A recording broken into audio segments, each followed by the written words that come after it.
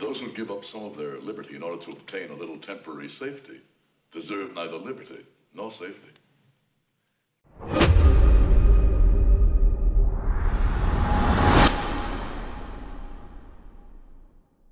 Welcome to Scott's Media, where truth, history, and reality collide. I'm Scott, and tonight we're asking, what's the real cost of border control? Not just in dollars, but in liberty and in the programs millions of Americans depend on. Let's start with the front lines. An ICE agent makes between $48,000 and $77,000 a year, but once you add benefits, training, and overhead, the real cost per agent nears $200,000 annually. A National Guard soldier on border deployment costs around $530 a day, or about $142,000 for 10 months. That means 2 personnel, 1 agent and 1 soldier, together cost over $340,000 a year, and we have thousands of them. Since 2003, ICE's annual budget has exploded from $3.3 billion to nearly $9.6 billion in 2024.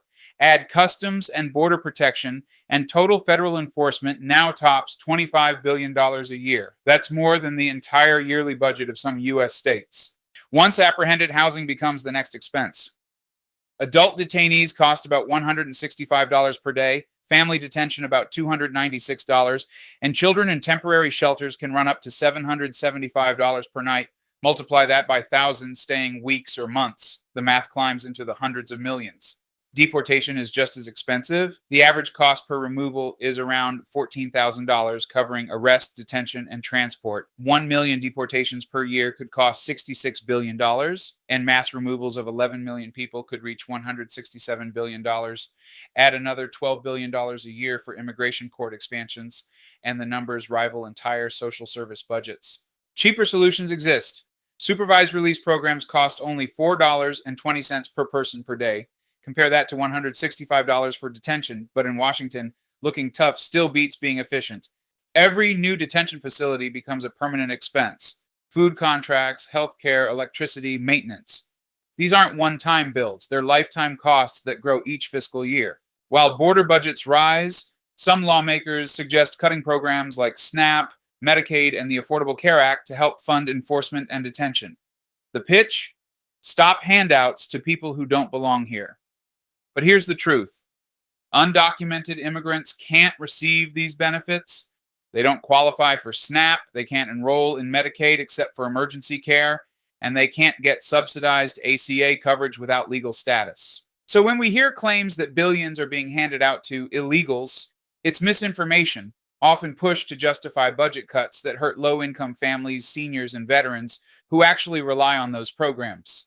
And to protect our benefits, we've already kicked nearly 275,000 illegal aliens off of the Social Security system. These are people, many of them have already left the country, and yet we were sending them checks all the time.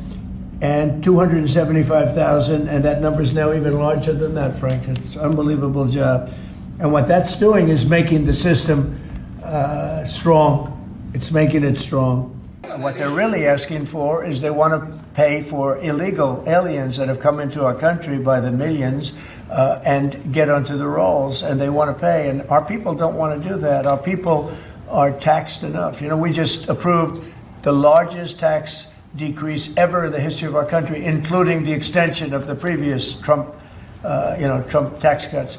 The tax cuts that we just approved, they want to use those tax cuts to give the money to illegal aliens, people that came into our country illegally and that are leaving the country. There's been a self-deportation because of what we've been doing that's been incredible. Taking Tylenol is not good.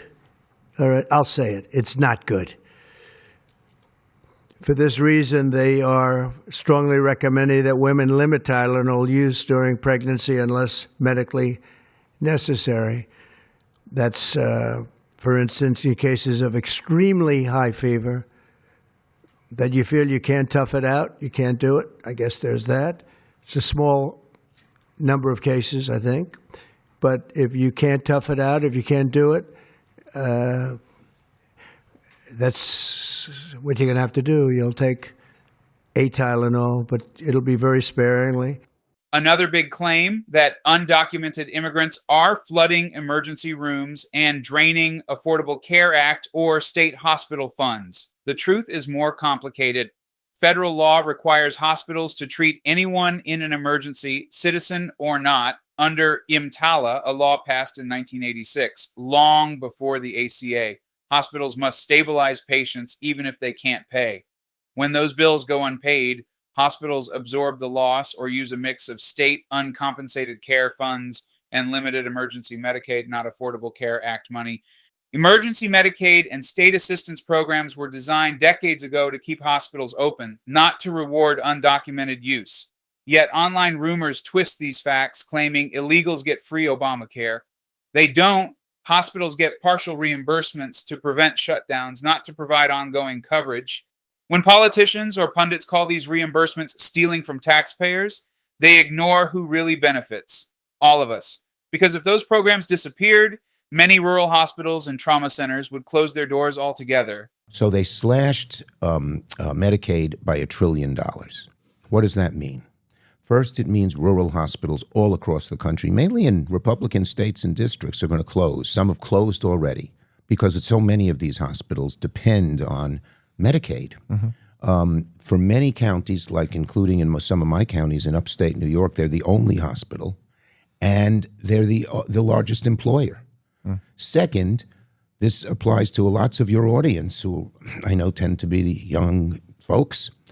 The parents who are in nursing homes are going to get kicked out. I was at Silver Lake Nursing Home on Staten Island, where I know your dad lives.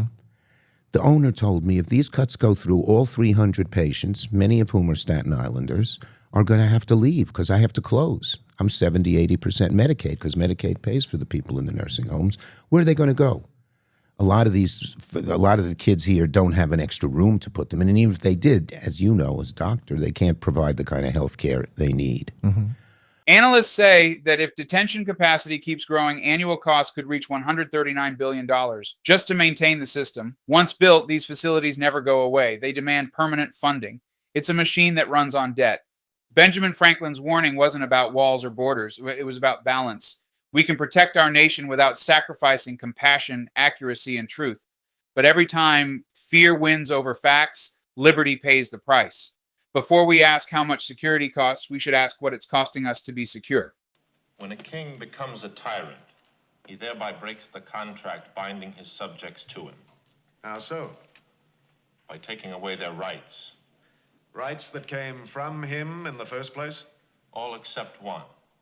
The right to be free comes from nature.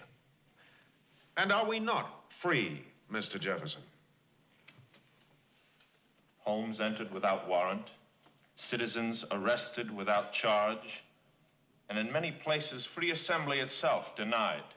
No one approves of such things, but these are dangerous times. Be careful, Mr. Dickinson.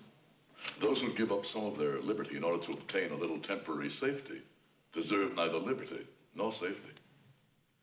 Thanks for watching Scott's Media, where truth meets creativity. Check out these videos to keep the story going. And yep, that's the official merch right on your screen and in the description below. Want to support the channel directly? My Cash App and Venmo are below. Don't forget to like the video, subscribe, and hit the bell so you never miss what's next. Rock the message, support the mission. I'll catch you in the next one.